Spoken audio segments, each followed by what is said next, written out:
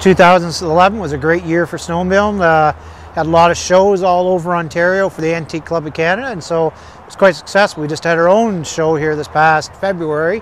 We had almost 300 antique sleds out for a vintage ride on about 600 private acres. We're having a vintage sled show and display here today for St. Ange. They came to me back a couple months ago and asked me if I wanted to have a show up here for them, and I said sure. So we got probably 20 sleds out here today just displaying their different models, brands, and stuff like that.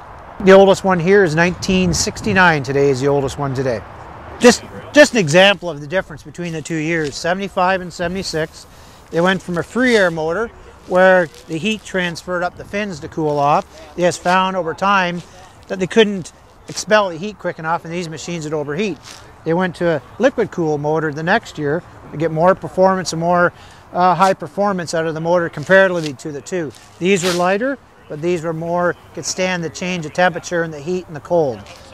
The reason for the hook on the handlebars, when you're leaning around the corner, you can still hold on to your brake and you can have a good grip for going around the corners. That was a purpose for it in oval racing.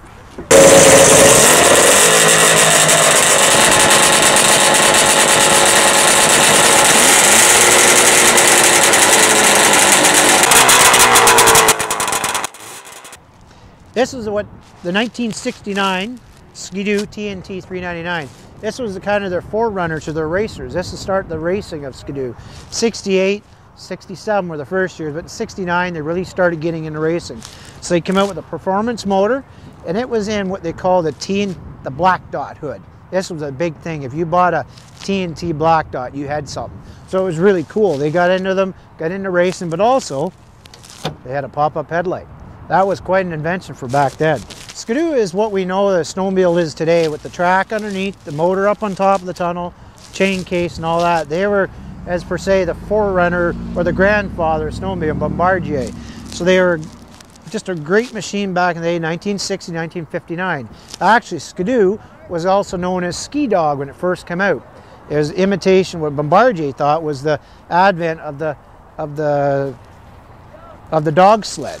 And so that's where it came from, Ski-Doo. But when they started doing design and they put the decals on, at a distance, if the G was bottom, it looked like Ski-Doo instead of Ski Dog. Bombardier thought it was really cool when he seen that and said, hey, let's go with that. So Ski-Doo became Ski-Doo in 1959.